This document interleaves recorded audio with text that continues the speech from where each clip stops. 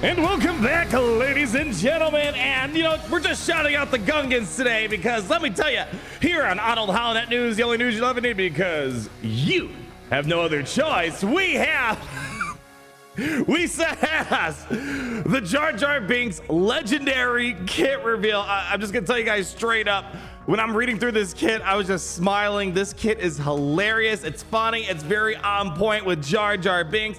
Apparently, Jar Jar Binks didn't want to be upstage, so while Darth Bane was dropping some heat in our latest Darth Bane music video, thank you for everyone who saw it so far. There's a card in the top right-hand corner in case you missed it. Some of the most work, you know, we put into a video around these parts here.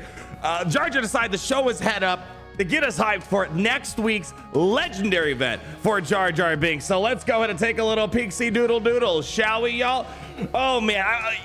For those that hang out with me on live streams and all that, you know, when we even talk about Jar Jar, I've been mostly joking, but I guess kind of indirectly speculating that Jar Jar Binks should be like in Pokemon. There's an ability called Metronome, where Metronome, if you guys don't know, it's the biggest, you know, it's the biggest mixed bag of possible. Either you're gonna do a random ability where you just roll around, do nothing, or you can literally tear a fabric in the space-time continuum. They are bringing that aspect to Jar Jar Binks where he can have an insta-kill on the basic. Potentially, maybe, there's a chance. In the wise words from Dumb and Dumber here. Oh, Darth Jar Jar Binks, man, listen, we all know Jar Jar Binks is the true Sith Lord here. But anyways, we saw this a couple days ago, and yeah, kit reveal came out a little bit sooner than later, but they are giving us a bit of a heads up. As we know, you're going to require 4 of the Gungans at Relic 5. If you've been missing out on, we've been kind of keeping you guys at the pace where the Gungans are. They're looking really good. Even just a team of 4, I'm taking down things like Reva easily for max banners in Grand Arena. In Grand Arena, no hypothetical. In Grand Arena, no great Datacron versus amazing Datacron on Reva.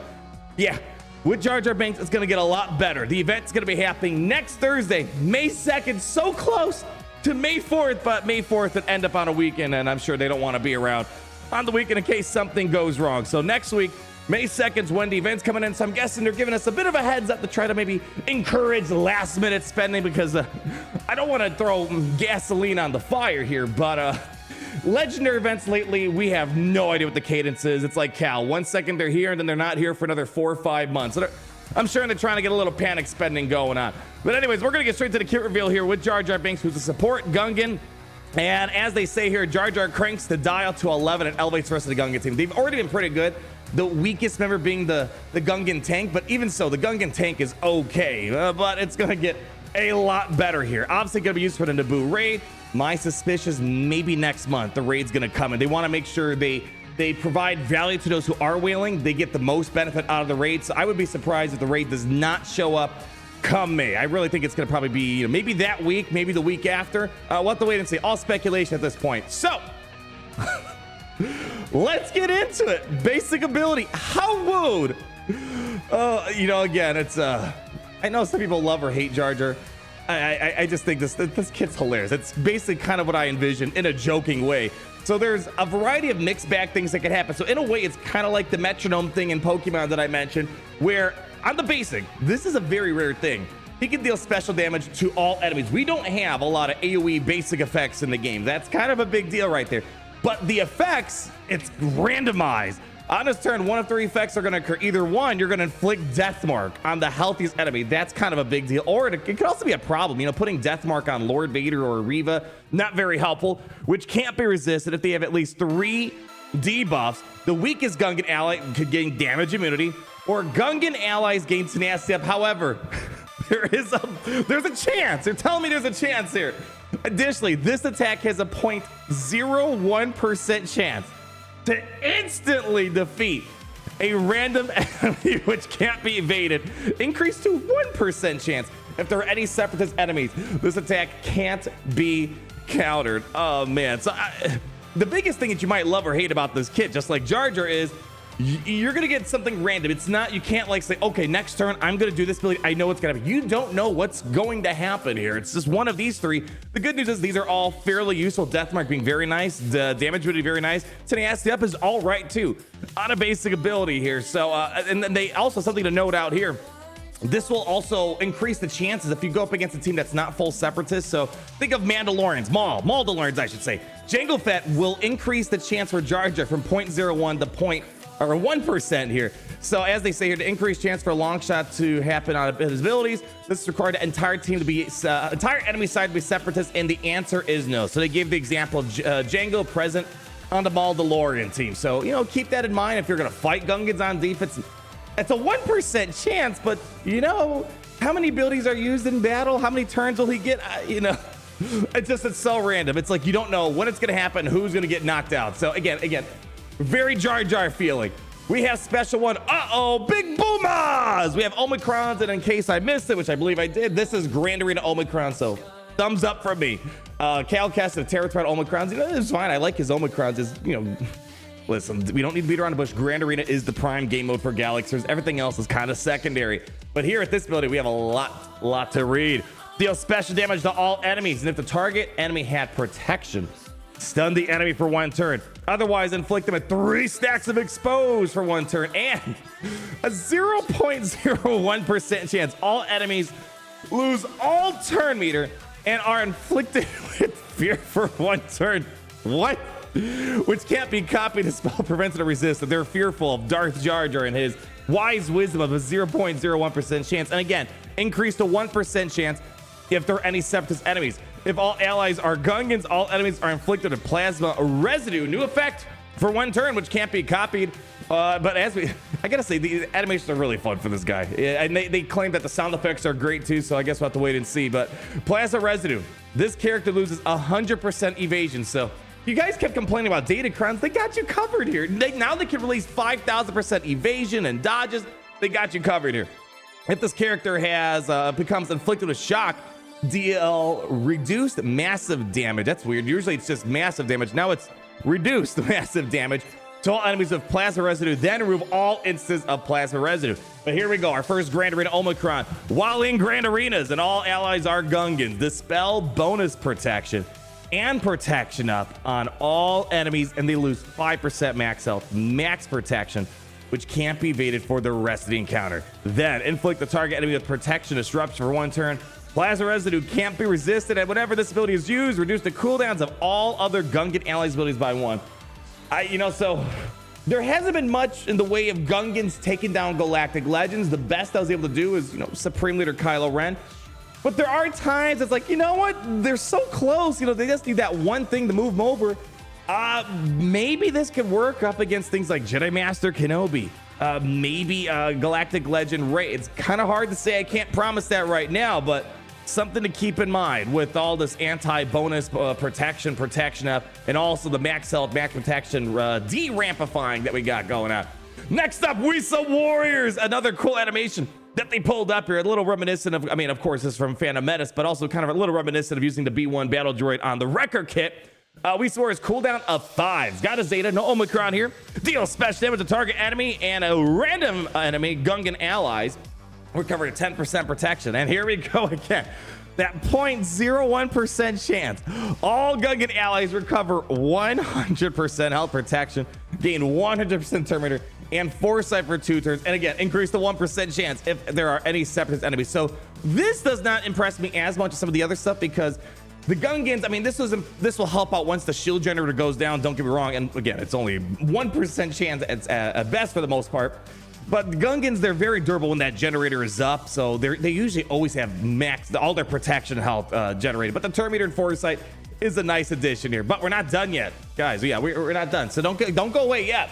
If all allies are Gungans, excluding summon allies, which are, what do we have here? For each different debuff on a target enemy or a random enemy, that can be copied and dispelled, excluding stacking debuffs. That debuff is dispelled and inflicted on that enemy for 1 turn. This kind of feels a little reminiscent of like Cassian's ability, where he can kind of, string together all the debuffs, if I'm understanding this correctly. And these debuffs can't be dispelled or resisted, so better than Cassian. And then all enemies are inflicted with 2 stacks of frustration, a new debuff for 1 turn, which can't be copied. Frustration, detrimental effects build based on the cumulative number of stacks.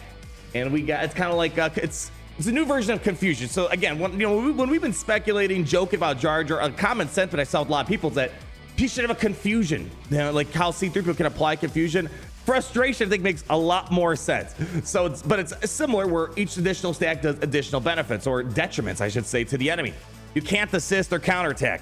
Whenever this character gains bonus Terminator, remove 2 stacks of recharge from the enemy shield generator and expose this character for 2 turns. Remember, you have the plasma shielding, then you have also at the same time the recharge. The faster you get the recharge, the better, because then you can use the shield generator to pump turn meter and all the other fun stuff throughout the team. The expose is nice too.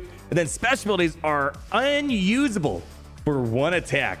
Remove all stacks of frustration after sex. So this one kind of feels like an ability block, but it's it's better than ability block, right? Because, you know, Traya can cleanse an ability block, right? But if you're a Sith, so that doesn't help you out. But this is kind of, it's like a cooldown increase, but you can't prevent it. Does that make any sense? I think it makes sense to me when I think of all that.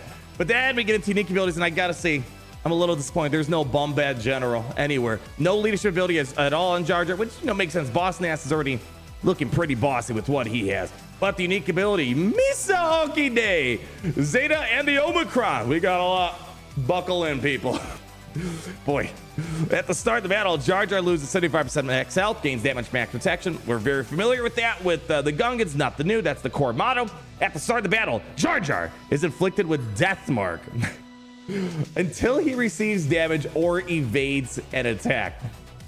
So this is kind of, in a weird way, a pre-taunt. And don't worry about the death mark, because as I said in the beginning, and you may have seen me in Grand Arena and some other video testing, death mark does really nothing to the Gungans. It's actually a huge benefit. It's weird to say, it's the first time death mark feels good to have on your team, because it's taking attention away from the shield generator. And this is why the Reva battle is so easy, because death mark, it's very beneficial. So it's like a pre-taunt here.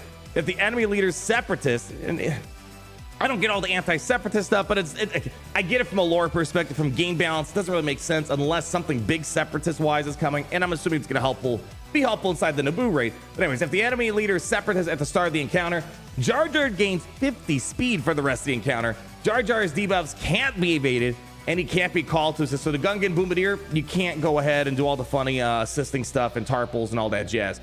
Whenever another character gains foresight, Jar Jar gains foresight for 1 turn. However, whenever Jar Jar gains foresight, he dispels it and blinds himself instead for 1 turn. And then whenever Jar Jar evades a basic ability, the enemy that missed is inflicted with the stack of frustration for 1 turn at the start of the next turn, which can't be copied or resisted. Again, this kid is so stupid funny. I mean, it seems like it should be good, but it's hilarious.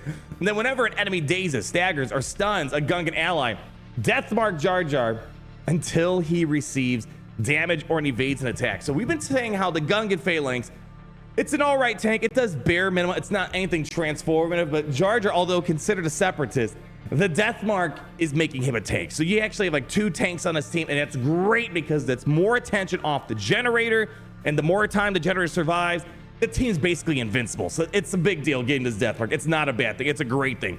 And if there's an active ally shield generator, Jar Jar has I don't know. That's just, if there's a little overkill. But if there's an active ally shield generator, they just wanted to kind of make sure, you know, there wasn't gonna be any problems. Jar Jar has plus 1,000% evasion. I'm gonna say it again. 1,000% evasion. Yes, not 100, not 10.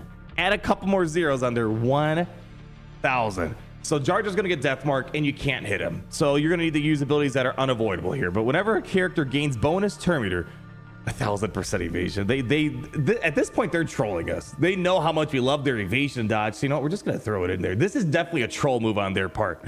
Whenever a character gains bonus turn meter, Jar Jar has a 1% chance of gaining bonus turn meter. But here, instead of 1%, we're going to 10% chance increase if it is an enemy. And then whenever this effect occurs, Jar Jar can't gain another bonus turn from this ability for 2 turns. But we also have the Omicron now. Whenever the shield generator uses plasma pulse, reset all of Jar Jar's cooldowns.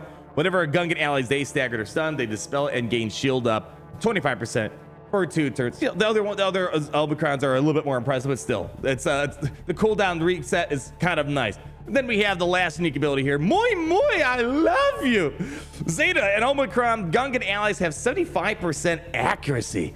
If the enemy leader is separatist at the start of the encounter, all Gungan allies gain 50% max protection until the end of the encounter or a Jar Jar is defeated for the first time. Again, I don't need to repeat myself. I'm sure this will be helpful in the Naboo raid, but They're already dunking on every Separatist team. Again, this may be future-proofing. There may be something bigger Separatist-wise coming. Maybe not. I don't know. I'm expecting like a Separatist, maybe a trench capital ship, but I don't know.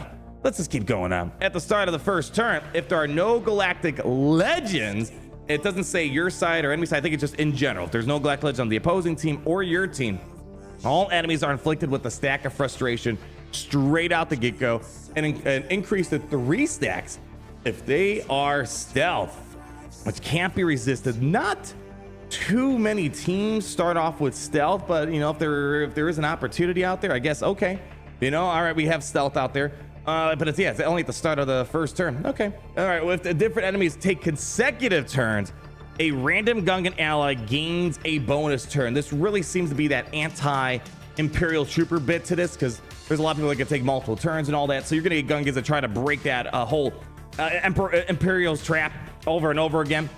And then whenever Jar Jar misses an attack on a turn, all Gungan allies assist once per turn, dealing 50% less damage. So we talked about the blind mechanic, where when he gains foresight, he's gonna get blind instead right up here. So that's where that's gonna really start kicking in, where you can get some people to kind of cover for him when he's screwing up. Again, feels very Jar Jar-esque. He's screwing around on the field. They're coming in to kind of cover his missed attacks. Whenever Jar Jar missed an attack on a turn, all their Gungan allies assist, dealing 50% less damage. Then whenever the allied shield generator uses Plasma Pulse, Gungan allies ignore protection for 1 attack. Now that is kind of a big deal right there. Even though they have a lot of protection ignoring stuff, this is gonna be just another way of trying to make sure we're getting through under that protection, all the bones protection out there. Again, I don't know if I can say this is gonna be anti-Kenobi, anti-Rey, but man, they are getting very close to, at least on paper, seeming like so.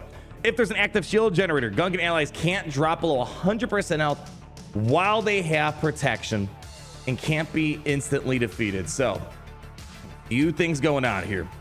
Number one, some people were concerned of things like repost. You know, Plague really didn't do much to this team in my experience.